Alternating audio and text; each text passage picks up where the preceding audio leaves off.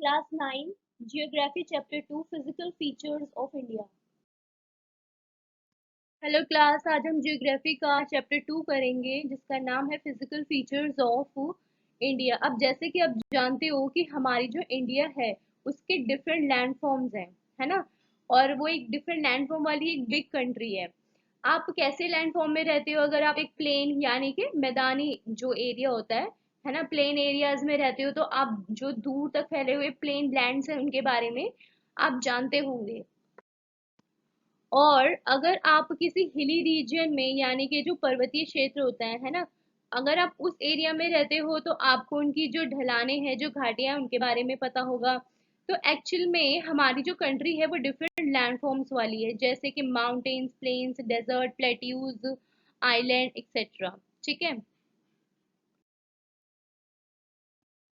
Okay, अब आप यहाँ पे देखो, the land of India displays great physical variation.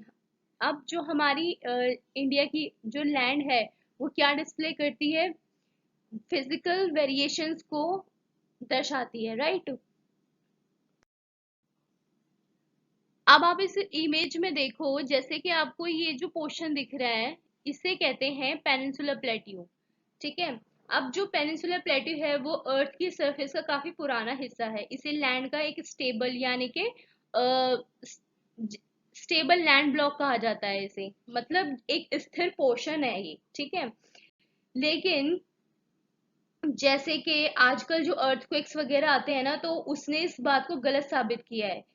अब जो हिमालयाज है, ठीक है, ये वाला जो पोर्शन है वो हिमालयाज का है, राइट।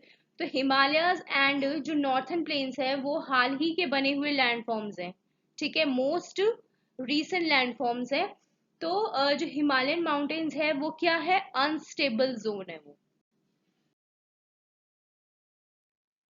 अब जो हिमालयाज है उनका पूरा माउंटेन सिस्टम जो है वो एक यूथफुल टोपोग्राफी को रिप्रेजेंट करता है। ठीक है।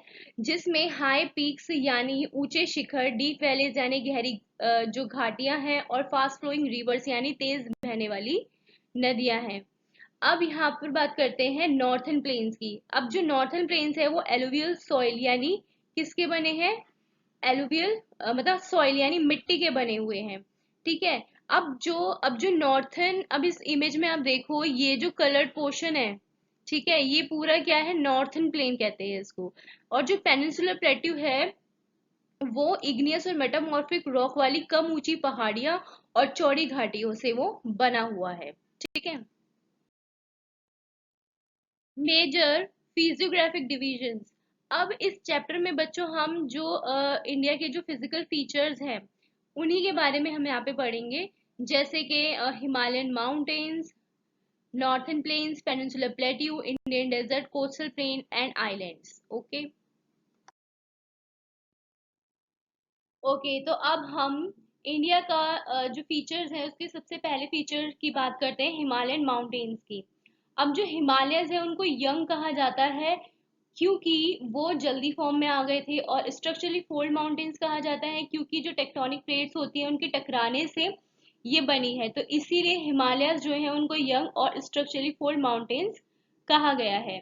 ठीक है। अब जो ये माउंटेन रेंजेस हैं, अब जैसे कि आप देखो इसके वेस्ट से निकलती है इंडस, ठीक है, इंडस रिवर, और इसके ईस्ट से निकलती है ब्रह्मपुत्र रिवर। ठीक है, यानी ईस्ट वेस्ट से ईस्ट, राइट। अब ये जो हिमालयन माउंटेन्स हैं, ये यहाँ पर ये काफी बड़े बड़े माउंटेन्स हैं। ठीक है। तो इसने ये जितना पूरा एरिया कवर करके रखा है इसका डिस्टेंस है 2400 किलोमीटर्स। ठीक है। तो इससे देख के आप आइडिया लगा सकते हो कि हमारे इंडिया का कितना ज्यादा एरिया इन माउंटेन्स ने कवर करके रखा हुआ है। ठीक है। अब इस तरफ माउंटेन्स की जो संख्या है वो काफी ज्यादा है, यानी वेस्ट की तरफ, और ईस्ट की तरफ आते आते ये थोड़े कम हो जाते हैं।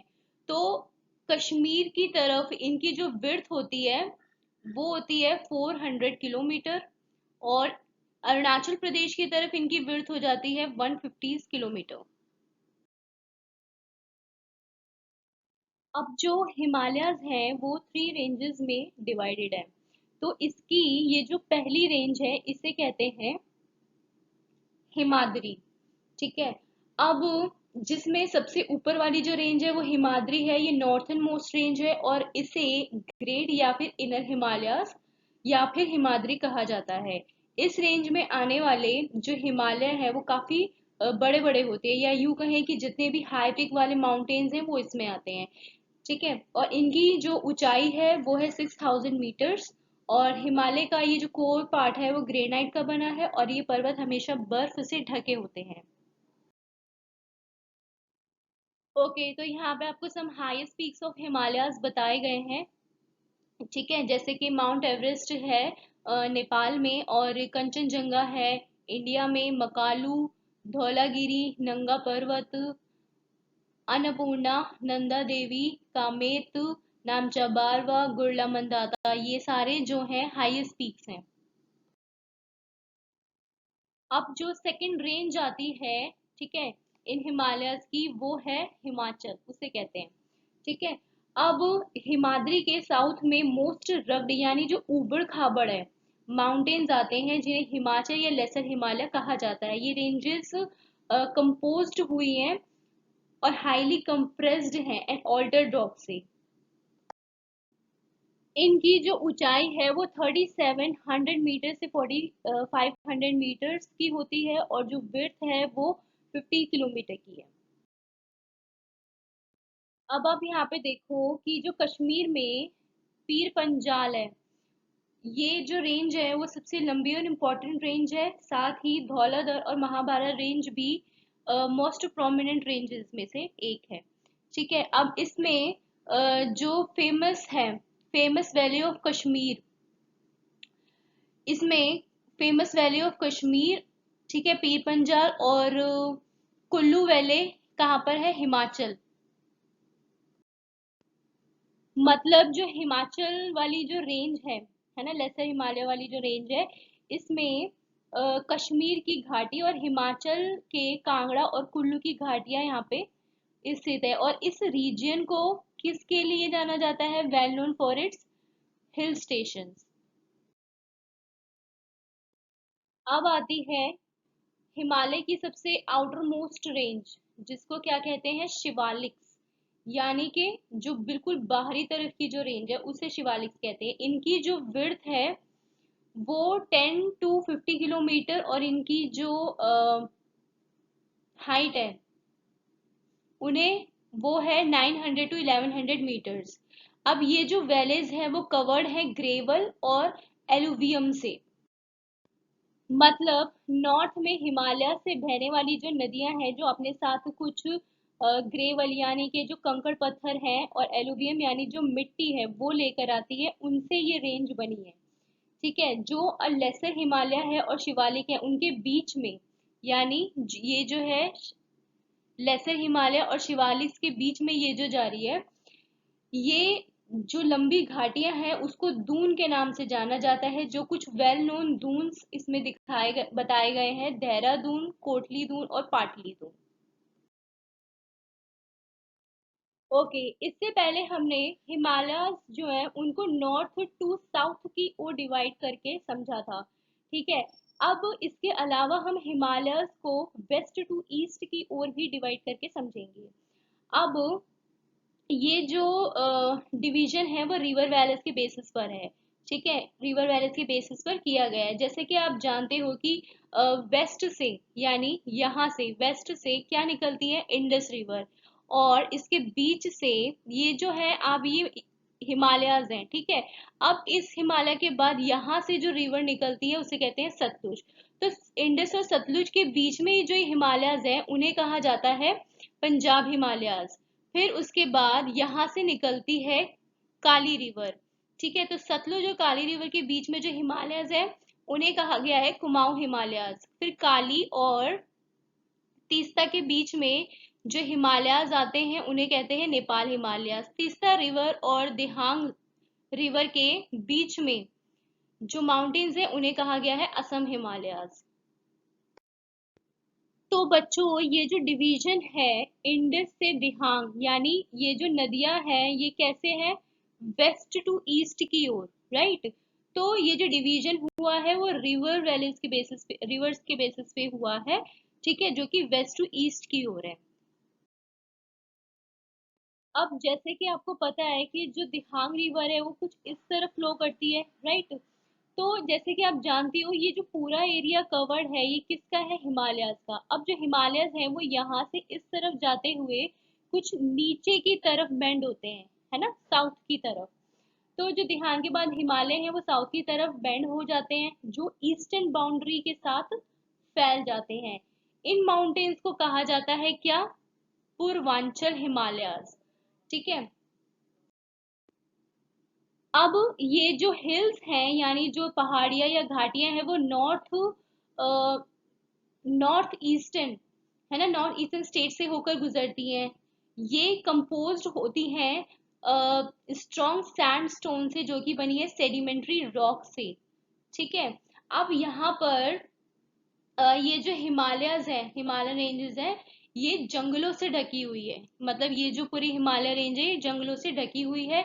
जैसे कि पूर्वांचल में आपको क्या मिल जाएंगे, ये सारी जो घाटियां हैं देखने को मिल जाएंगी, जैसे पटकाई हिल, नागा हिल, मणिपुर हिल और मिजो हिल।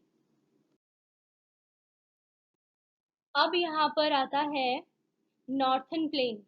तो जो नॉर्थन प्लेन है, ठीक है, वो थ्री मेजर रिवर्स से मिलके बना है, जैसे इंडस, गंगा और ब्रह्मपुत्र। जैसे कि आप यहाँ पे भी देख सकते हो, ये है इंडस रिवर, ठीक है, और ये है गंगा रिवर, और यहाँ पर आ गई ब्रह्मपुत्र रिवर। तो जो नॉर्थन प्लेन है वो थ्री मेजर रिवर सिस्टम से बना है, इंडस, गंगा और ब्रह्मपुत्र, और इनकी जो हेल्पिंग रिवर है, यानी कि जो इनकी ट्रिब्यूटरीज है उनसे बना हुआ है, ठीक है। अब ट्रिब्यूटरीज किसे कहा गया है, ट्रिब्यूटरीज रिवर वो हैं जो हेल्पिंग होती हैं, है ना, जो एक दूसरे से मिलकर बनती हैं। उसके बाद ये जो प्लेन है, जो नॉर्थन प्लेन है पूरा, जैसे ये पूरा कवर्ड एरिया है, ये पूरा नॉर्थन प्लेन है। तो ये बना है एलुवियल सॉइल से, यानी मिट्टी से। इसने जो एरिया कवर किया हुआ है वो है 7 लाख स्क्वायर किलोमीटर। और ये जो प्लेन है ना, द प्लेन, नॉर्थन प्लेन जो है बीइंग अबाउट 2400 किलोमीटर, यानी ये जो है इसकी जो लंबाई है वो है 2400 किलोमीटर। और साथ ही साथ 240 से 320 किलोमीटर, यानी ये पोर्शन इसकी ये है 240 से 320 किलोमीटर ब्रॉड, ठीक है। अब ये क्या है, नॉर्थन माउंटेन से निकलने वाली नहीं, यहाँ पे है rich soil cover and climate agriculture productive part of India. यानी यहाँ पर रिच सॉइल और क्लाइमेट अच्छा होने के कारण जो अच्छी फसल है इंडिया में वो इस पोर्शन में होती है, ठीक है। फिर नॉर्थन माउंटेन से निकलने वाली जो रिवर्स है वो डिपोजिशनल वर्क करती हैं, जिसके कारण नीचे की जो ढलान होती है ना, उससे उनका जो फ्लो है, जो बहाव है, जो गति है वो कम हो जाती है, जिससे रिवरन आइलैंड्स बनते हैं। और नीचे जाकर जब ये इकट्ठा होती हैं तो अलग अलग न्यूमरस चैनल, यानी अलग अलग दिशाओं में बढ़ जाती हैं, और इन्हीं चैनल्स को, इन्हीं दिशाओं को डिस्ट्रीब्यूटरीज कहा जाता है। इसी तरह से जो रिवरन आइलैंड जो बनते हैं, ठीक है, जो ब्रह्मपुत्र नदी है उसमें जो मजूली है, मजूली पूरे वर्ल्ड का सबसे बड़ा रिवरन आइलैंड है पूरे वर्ल्ड का।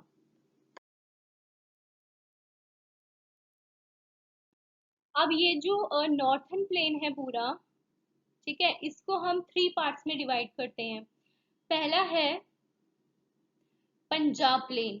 अब नॉर्थन प्लेन के वेस्टर्न पार्ट को पंजाब प्लेन कहते हैं। पंजाब प्लेन इंडस रिवर और उसकी जो ट्रिब्यूटरीज है उससे बना है, जिसका सबसे बड़ा हिस्सा कहाँ पर है, पाकिस्तान में, ठीक है। और इंडस और उसकी जो ट्रिब्यूटरीज हैं जैसे कि झेलम, चेनाब, रावी, बीस, सतलुज, ये सारी जो है वो हिमालय से निकलती हैं। अब इस प्लेन में जो दोआब्स हैं उनकी संख्या ज्यादा है, ठीक है। जो प्लेन है वो डोमिनेट करता है किस, बाय द दोआब्स। अब ये दोआब्स क्या है, द्वाब जो है वो दो वर्ड से मिलके बना है। पहला है दो, जिसका मीनिंग है टू, और आब यानी कि जिसका मीनिंग है वाटर। ठीक है। तो सिमिलरली पंजाब, इसी तरीके से जो पंजाब है वो भी दो शब्द से मिलके बना है। पहला पुंज, जिसका मीनिंग है फाइव, और आब यानी के वाटर, है ना। पंज यानी पांच, और आब यानी पानी यानी वाटर। इसी तरीके से जो सेकंड पार्ट इसका आता है, जो हमने डिवाइड किया है, गंगा प्लेन। तो इस गंगा प्लेन जो है वो एक्सटेंड करता है घाघर और तीस्ता रिवर के बीच में। और ये स्प्रेड है कहाँ पर? नॉर्थ इंडिया में, पूरा Haryana, Delhi, UP, Bihar, partially Jharkhand and West Bengal. इसके बाद तीसरा प्लेन आता है ब्रह्मपुत्र प्लेन। ठीक है। तो यहाँ पे ब्रह्मपुत्र रिवर होने की वजह से ये पुत्र रिवर, ब्रह्मपुत्र प्लेन कहलाता है। और ये जो है ब्रह्मपुत्र प्लेन, ये ईस्ट खासकर असम में लाई करता है। ठीक है। अब ये जो माउंटेन रेंजेस हैं, इनको एक और तरीके से डिवाइड हम कर सकते हैं। जैसे आपको पता है कि ये क्या है? पूरी हिमालयन माउंटेन्स हैं, है ना। ये जो पूरे हिमालयन माउंटेन्स हैं, इनकी जो सबसे नीचे वाली रेंज है उसको क्या कहते हैं? Shivalik range, right. तो इसके नीचे जो एक रेंज आती है उसको कहते हैं भाबर। ठीक है। फिर इसके नीचे जो एक और रेंज आती है उसको कहते हैं तेराई। फिर इसके नीचे एक और रेंज आती है जिसे कहते हैं भांगर। फिर एक लास्ट जिस एक रेंज आती है, लास्ट रेंज, जिसे कहते हैं खादर। अब ये जो हमने रेंजेस देखी, है ना, आफ्टर शिवालिक रेंज, तो पहली क्या आती है? भाबर रेंज, है ना। तो जो भाबर रेंज है वो इसकी जो चौड़ाई है वो लगभग 8 to 16 किलोमीटर की है। ठीक है। और ये किसके पैरेलल में है? शिवालिक रेंज के पैरेलल में, है ना। शिवालिक के बाद वाली रेंज को भाबर कहते हैं। ठीक है। और इस रेंज में आपको कई सारे पेबल्स देखने को मिल जाएंगे, यानी कि कंकड़ पत्थर देखने को मिल जाएंगे। इसके बाद आता है तेराई। अब जो तेराई है, तेराई रीजन है, ये काफी वेट, स्वैम्पी और मार्शी रीजन है, यानी कि काफी कीचड़ वाला है। तो इसे लिए से कहा जाता है तेराई। और ये किससे कवर्ड है? विल्ड लाइफ यानी फॉरेस्ट से कवर्ड है, काफी सारे घने जंगल है यहाँ पे। अब जब इंडिया और पाकिस्तान का जैसे पार्टीशन हुआ था, उसके बाद जो माइग्रेंट्स थे, है ना, जो शरणार्थी थे, उन्होंने क्या करा था? इन जंगलों की जो मतलब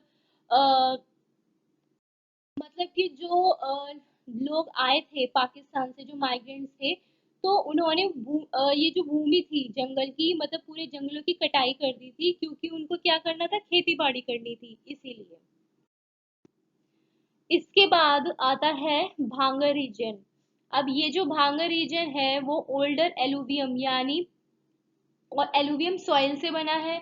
और ये नॉर्थन प्लेन का सबसे लार्जेस्ट पार्ट है। और इसकी जो सॉइल है, ये मतलब इस रीजन में जो सॉइल है वो क्या है? इस मतलब इसमें कई सारे हमको पत्थर देखने को, छोटे छोटे पत्थर देखने को मिल जाते हैं, जिन्हें क्या कहते हैं? कंकड़। इसके बाद जो लास्ट आता है खादर। अब इस खादर वाले रीजन में हमें कोई भी कंकड़ पत्थर देखने को नहीं मिलते हैं। ठीक है। क्योंकि हर साल इसकी जो मतलब जमीन है वो क्या होती रहती है? रिन्यू होती रहती है, जिसकी वजह से यहाँ की जो मिट्टी है वो काफी उपजाऊ है, यानी फर्टाइल है। तो इसीलिए खेती बाड़ी के लिए यहाँ का जो प्लेन है, जो रीजन है, वो काफी अच्छा माना जाता है।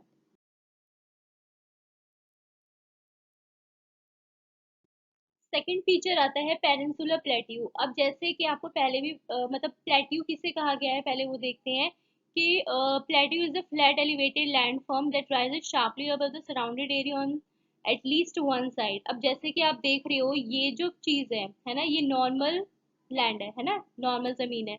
अब ये ऊपर की तरफ उठी हुई है, इसके ऊपर यहाँ पर है फिर, है ना, जमीन। तो ये ऊपर की ओर जो उठी हुई है ये पूरी, इसे कहा गया है प्लेट्यू। इसके बाद आता है पेनिनसुला। पेनिनसुला किसे कहते हैं, जैसे कि ये तीन तरफ से पानी से घिरा हुआ है लेकिन एक साइड से ही जमीन से लगा हुआ है, तो उसी को कहा गया है पेनिनसुला। जो तीन साइड से पानी से घिरा हो और एक साइड से लैंड से लगा हुआ हो उसे पेनिनसुला कहते हैं। Okay, so as you can see, ये जो पोर्शन है पूरा ये क्या है, पेनिनसुला प्लेट्यू है। ठीक है। अब इस पेनिनसुलर प्लेट्यू के यहाँ बीच में से ये निकलती है नर्मदा रिवर। ठीक है। अब ये जो नर्मदा रिवर है ये इस पेनिनसुलर प्लेट्यू को दो पार्ट्स में डिवाइड कर देती है। ठीक है, जिसकी नॉर्थ में होता है इसके सेंट्रल हाईलैंड और साउथ में हो जाता है डेक्कन प्लेट्यू। ठीक है। साथ ही साथ ये जो नर्मदा रिवर है ये यहाँ से, ये है विंध्या रेंज। ठीक है। और यहाँ पर नीचे की तरफ ये है सतपुरा रेंज। तो ये जो नर्मदा रिवर है वो विंध्या रेंज और सतपुरा रेंज के बीच में से होकर निकलती है। अब बात करते हैं यहाँ पे सबसे पहले सेंट्रल हाईलैंड की। अब यहाँ पे देखो ये जो है यहाँ पर है अरावली हिल्स। ठीक है। तो सेंट्रल हाईलैंड में दो रिवर फ्लो करती हैं, एक चंबल दूसरी बेतवा। तो ये जो दोनों रिवर्स हैं उनकी जो डायरेक्शन है वो एक ही है, साउथ वेस्ट से नॉर्थ ईस्ट की ओर। ठीक। अब सेंट्रल हाईलैंड को भी दो पार्ट में डिवाइड कर दिया गया है। एक, अब इस सेंट्रल हाईलैंड को भी दो पार्ट में डिवाइड कर दिया गया है, जिसके वेस्ट में है मालवा प्लेट्यू और इसके ईस्ट में है छोटा नागपुर प्लेट्यू। अब जो बच्चों सेंट्रल हाईलैंड है उसका जो ज्यादातर मतलब जो सेंट्रल हाईलैंड है उसमें जो मालवा प्लेट्यू है उसका जितना भी मेजर एरिया है वो पूरा घिरा हुआ है उससे। ठीक है। तो साथ ही आप देखो वेस्ट की ओर ये क्या है, ज्यादातर मतलब वाइडर है ना, चौड़ा है, लेकिन यहाँ पर आते आते ये क्या हो जाता है, नैरो हो जाता है। इसके ईस्ट वार्ड की ओर अगर हम आके देखें तो यहाँ पर बुंदेलखंड और बघेलखंड प्लेट्यू हमें मिल जाते हैं। और इसके और ज्यादा ईस्ट की ओर अगर हम आके देखें तो यहाँ पर छोटा नागपुर प्लेट्यू है। ठीक है, जो कि यहाँ पर, और ये क्या निकल रही है, दामोदर रिवर से। अब बात करते हैं डेक्कन प्लेट्यू की। अब जो डेक्कन प्लेट्यू है वो ट्रायंगुलर लैंडमास कहा जाता है उसको, जो कि नर्मदा रिवर के साउथ में है। राइट। अब जो सतपुरा रेंज है वो फ्लैंक करती है it's broad base in north, यानी कि इसके उत्तर में, नॉर्थ में इसकी जो ब्रॉड बेस है सतपुरा रेंज के। ठीक है।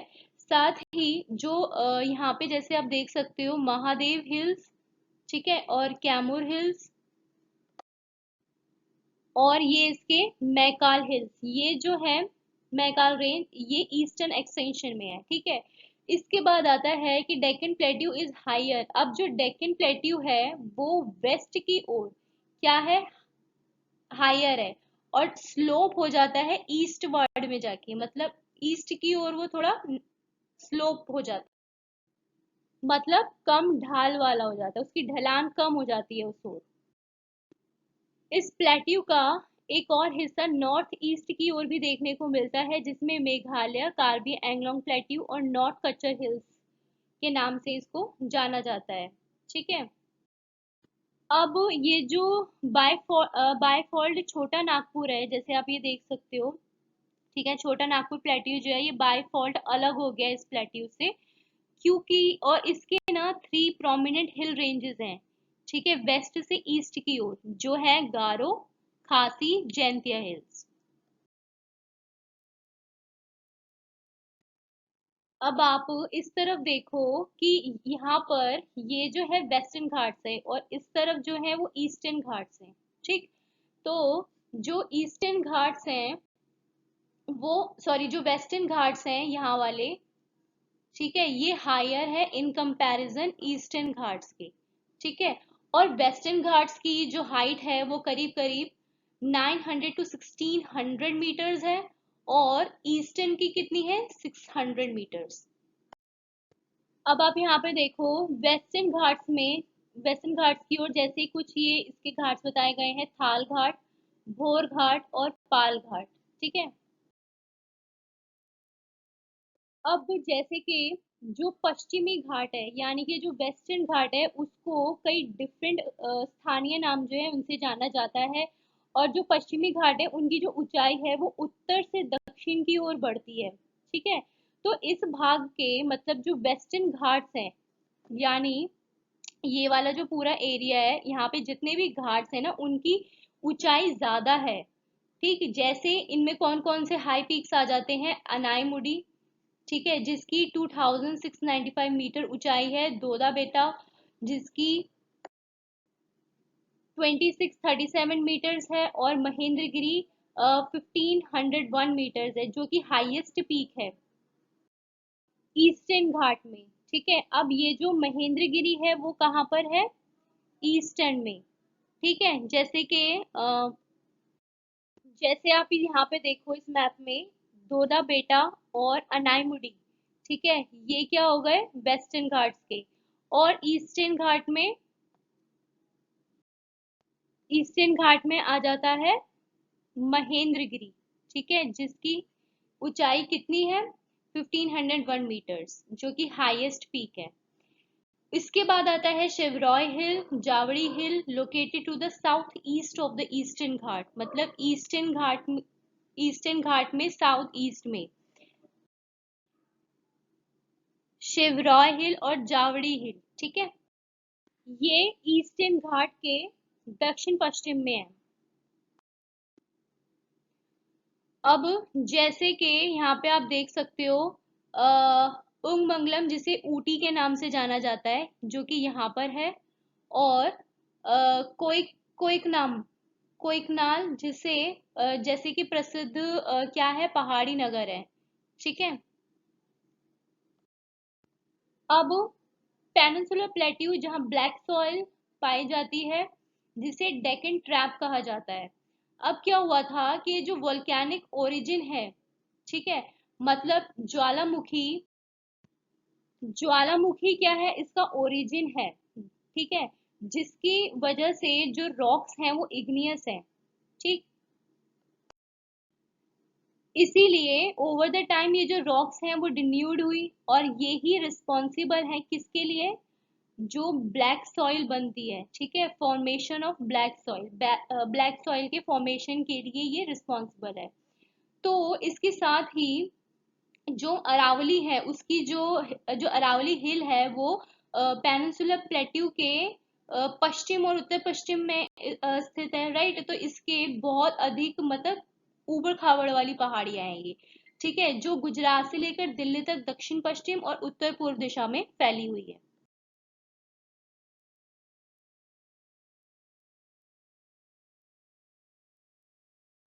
अब आता है इंडियन डेजर्ट।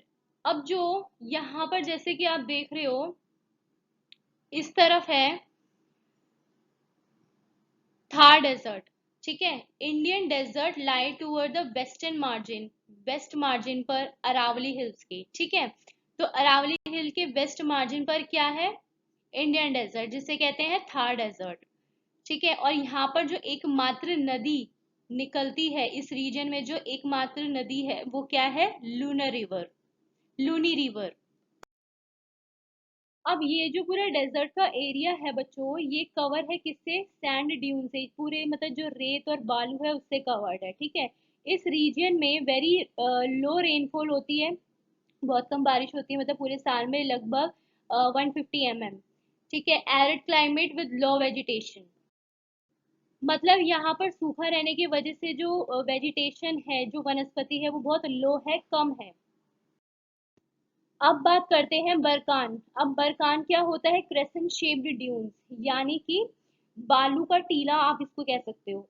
इसका सबसे ज्यादा जो क्षेत्र है, उसका जो विस्तार है, ठीक है, वो यानी कि लार्जर एरिया है, but longitudinal dune become more prominent near the Indo Pakistan boundary, मतलब इंडिया पाकिस्तान की जो सीमा है, जो बाउंड्री है, वहां पर आप इन टीलों की जो मतलब सबसे ज्यादा प्रमुखता है वहां पाई जाती है। अब बात करते हैं कोस्टल प्लेन्स की।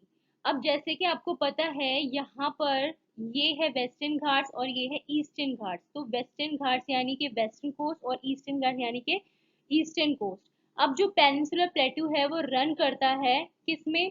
अरेबियन सी वेस्ट में, राइट। यहाँ पर अरेबियन सी है और यहाँ पर क्या है? Bay of Bengal on east, right. अब वेस्टर्न कोस्ट जो है वो between western ghats and Arabian sea in a narrow plain. मतलब जो वेस्टर्न कोस्ट है, वेस्टर्न कोस्ट जो है वो वेस्टर्न घाट और अरेबियन सी के बीच में एक नैरो प्लेन है, राइट। और ये कंसिस्ट करता है 3 सेक्शंस, और ये 3 सेक्शंस कौन से हैं? ठीक है, तो वो हम देखेंगे यहाँ पे। तो जो नॉर्थन पार्ट है, यानी जो नॉर्थन पास पार्ट है कोस्ट का, उसे कहते हैं कोंकण, ठीक। और उसके बाद जो सेंट्रल है, सेंट्रल पार्ट, उसे कहेंगे कन्नड़ प्लेन। इसके बाद आता है लास्ट में southern stretch is refer to as the Malabar coast. अब बात करेंगे वेस्टर्न कोस्ट की। ठीक है, अब ये जो प्लेन है ये क्या है? Bay of Bengal are wide and level. मतलब बंगाल की खाड़ी के साथ जो मैदान है वो पूरा वो चौड़ा है, ठीक है। और इसके नॉर्थन पार्ट में रेफर करता है किसको? नॉर्थन सरकार को, यहाँ पर, राइट। और जो साउदर्न पार्ट है वो क्या कहलाता है? कोरोमंडल कोस्ट। अब ये जो ईस्टर्न कोस्ट है इसका एक इम्पॉर्टेंट फीचर है जो कि है चिलिका लेक। और साथ ही साथ बच्चों ये जो चिलिका लेक आप यहाँ देख रहे हो, ये इंडिया की सबसे लार्जेस्ट सॉल्ट वाटर लेक है। और ये लाई करती है कौन से स्टेट में? उड़ीसा में, ठीक है, to the south of the Mahanadi delta. साथ ही साथ ये जो महानदी है गोदावरी, ठीक है, ये पूरी गोदावरी, कृष्णा और कावेरी, ये जो आप देख रहे हो पूरी 5 नदियां, ठीक है, ये जो है एक काफी बड़ा डेल्टा बनाती है, ठीक है। और साथ ही साथ ये जो लेक चिलिका है वो इम्पोर्टेंट फीचर है ईस्टर्न कोस्ट का। अब बात करते हैं द आइलैंड्स, ठीक है।